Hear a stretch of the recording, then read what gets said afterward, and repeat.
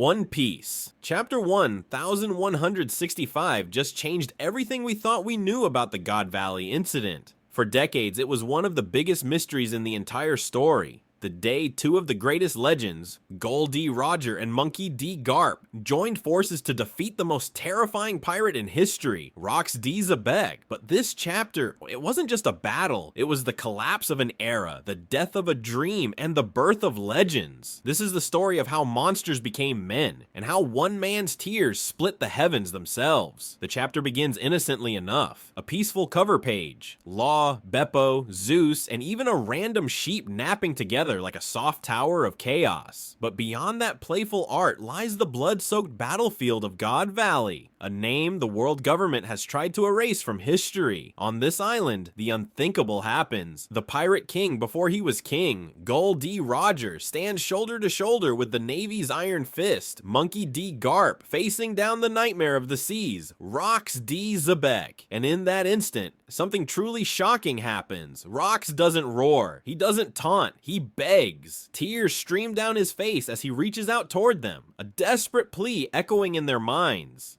End me. Even Garp, hardened by countless battles, turns to Roger in disbelief. He isn't sure if he's hearing things, but Roger nods. He hears it too. Something inside Rox is breaking. Roger doesn't hesitate. He grips his sword, its edge coated in the fiery glow of hockey. This isn't just a duel, it's a mercy killing. Rox lunges first, tears still falling, his aura warping the air itself. When their weapons collide, the island trembles. The sheer force of their clash rips open the sky. Light pierces through the clouds as heaven and earth are torn apart. Roger shouts confused. None of this makes sense! Because even as they fight, Rox isn't fighting to win, he's fighting to be freed. Then Garp steps in, his fist wrapped in armament hockey so dense it warps the air, slams straight into Rox's face. But Rox doesn't budge. It's as if Garp's fist hits an unbreakable wall. The man takes the punch and just stands there. His nose bleeding, eyes hollow, and then, with a roar that shatters mountains, Rox unleashes his hockey, blowing both Roger and Garp away like ragdolls. They crash into distant peaks as the very sky splits above them. The people watching below, pirates, slaves, even marines, can only gape in horror, because this isn't a normal battle anymore. This is a war between beings who can reshape the world. As the gods clash, the island itself descends into madness. Fire consumes the forest.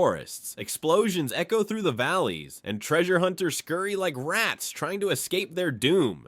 Cheeky, laughing hysterically, sails away with 1 billion berries worth of treasure, screaming that the Rox pirates are finished. Across the island, Marines struggle to save survivors as Garp orders every ship to set sail. Meanwhile, Roger's crew prepares to flee as well. Rayleigh leads the evacuation, but Roger himself stays behind. He tells his men to wait for him out at sea. He knows he might not come back, but he can't walk away while the monster still breathes. And for the first time, Roger and Garp find themselves on the same side. Two men born as enemies, bound by the same sense of duty, to end the chaos before it devours the world. But even here, they argue like brothers. Garp says he came to capture both Rox and Roger. Roger laughs, saying he came to steal treasure and punch Cheeky in the face. Different motives, same goal, so they shake hands on a temporary truce. A pirate and a marine, two opposites, united by the same fire in their hearts. Rox howls, his rage burns hotter than magma. His form begins to twist, monstrous, unnatural, almost inhuman. Roger slashes from behind, his sword glowing white hot. The impact sends Rox crashing into stone, shattering the terrain beneath his feet. Garp grabs the beast by the leg, remarking on the strange transformation overtaking him. He swings Rox like a hammer, hurling him through the ruins of the island. For a moment, it seems like they might actually have the upper hand. But then Rox rises again, unbroken, unstoppable. The energy radiating from his body is so intense that even the sea seems to retreat from the shore. Roger leaps into the air, shouting for him to wake up. He doesn't want to kill him. He wants to reach him, because Roger, even then, could tell that something deeper was wrong. Rox wasn't just mad, he was possessed. And deep down, both Roger and Garp know it. While the Titans wage war, other legends begin to move. In another corner of the island, Big Mom and Kaido face off. Big Mom screams that Kaido owes her a life debt for stealing the devil fruit she gave him. Kaido, defiant as ever, declares he'll form his own crew, a crew where strength and brutality rule above all. Linlin laughs, swearing she'll come back to collect what's hers, and Kaido swears he'll crush her when she does. The birth of two future Yonko, set in motion on this island of death. Elsewhere, we meet Polo Graham, the so-called previous incarnation of Marco's old man. Oda, with his typical genius, weaves puns, callbacks, and hidden links across decades of storytelling. Even the one-shot character Gil Baster from Oda's Wanted makes an appearance, revealed as a former user of Perona's ghost fruit.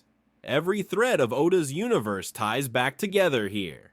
Even in the chaos of God Valley, he reminds us that every legend started somewhere. But the most shocking subplot of this chapter belongs to one man, Monkey D. Dragon. Still a Marine at this point, Dragon is stationed on a nearby ship. When he witnesses the massacre, the injustice, and the corruption of the world government, something inside him breaks. He draws his gun on his own superior, eyes blazing with fury. He demands that every single survivor be rescued, that the innocents not be left to die. When his officer refuses, Dragon threatens to end him on the spot. This moment, right here, is the birth of the Revolutionary Army's founder, the idealist who would one day challenge the world itself. And the most tragic part? Garp, his father, has no idea that his own son is there, that this battle will change Dragon forever. Two generations of Ds, both standing for freedom, fighting the same evil in different ways. Meanwhile, far away from the chaos, the world government makes its move. On a marine ship, Saint Saturn, his body twisted by Imu's dark presence, coldly declares that the island of God Valley never existed. With that one order, they erase it from history. The names of the victims, the geography, the truth, all gone. Files destroyed, records burned, and with it, the very existence of Rock's Xebec wiped from memory. Only whispers remain, rumors of a marine hero and a pirate king joining forces to defeat a man the world must never remember. But those who survived, they will carry the echo forever. As the battle rages on, Roger and Garp begin to notice something strange. Their attacks, even infused with armament and Conqueror's Haki, aren't working. Roger realizes what's happening. Rox is using Conqueror's Haki to shield himself from their strikes. Their powers are clashing and canceling each other out, so Roger formulates a plan. If they're going to end this, they can't hold back. They have to put everything they have into one final attack, even if it means destroying themselves in the process. Garp hesitates. He knows what Roger is asking for. It's not just a gamble, it's a suicide pact. But in the end, both men understand the truth. If they don't end Rox here, the entire world will burn. Rox roars, stomping forward, each step shaking the island. His haki crackles like thunder. The once great pirate captain is now little more than a crying beast. Roger grips his sword tighter. Garp clenches his fists. They don't know if words can reach him anymore, but they try one last time. Garp calls out, asking if the man who once dreamed of ruling the seas can even hear them, but there's no answer, only tears and rage. Roger looks down, muttering that this isn't how it was supposed to end. Then, with one last surge of willpower, the two legends unleash everything. Roger's voice thunders through the battlefield. God of Fire! Ace! Garp follows, his fists glowing like molten iron. Infinitum explosion! Their combined power collides with Rox's body, a blinding burst that tears through land, sea, and sky. And in that single instant, an era ends. When the light fades, Rox is gone, his crew scattered, his dreams shattered. The God Valley incident is over. The aftermath is silence. Ashes fall from the sky. And two men, a pirate and a marine, stand side by side, breathing heavily, both knowing that they've just changed history. Roger laughs, even through the pain. He tells Garp that if he ever quits the Marines, he's welcome aboard his crew. Garp smirks and refuses, saying someone has to stay behind to protect the soldiers who can't protect themselves. Even if the system is rotten, someone has to keep hope alive inside it. Roger grins. Then we'll fight on opposite sides, old friend. And just like that, they part ways. Both legends walk away from the ruins, not as enemies, not as allies, but as men who understand each other's burdens. Behind them, the world government moves quickly. They cover the island, burn every trace, and erase the story from existence. To the world, God Valley never happened, but its echo will shape everything that comes next. The fall of Rox bursts the rise of Roger Roger's pirate era. The corruption of the government inspires Dragon's revolution, and from that shadowed past, a new generation will one day rise. The generation of Luffy. At the end of his life, Rox D. Xebec did not smile. He didn't laugh like Roger or grin like Luffy. He cried. And maybe, just maybe, that's what makes his story so tragic. Because in his own twisted way, Rox was a man who dreamed of freedom. A man who wanted to change the world, but he reached too far, too fast, and in the end, was consumed by the darkness that he fought. The God Valley incident wasn't just a battle, it was a reflection of everything that defines One Piece. Freedom, justice, and the unbearable weight of dreams. And as the smoke clears, we're left with one undeniable truth. Oda isn't just revealing history, he's rewriting it. Because in that single moment when Roger and Garp stood together, the world of One Piece was forever changed.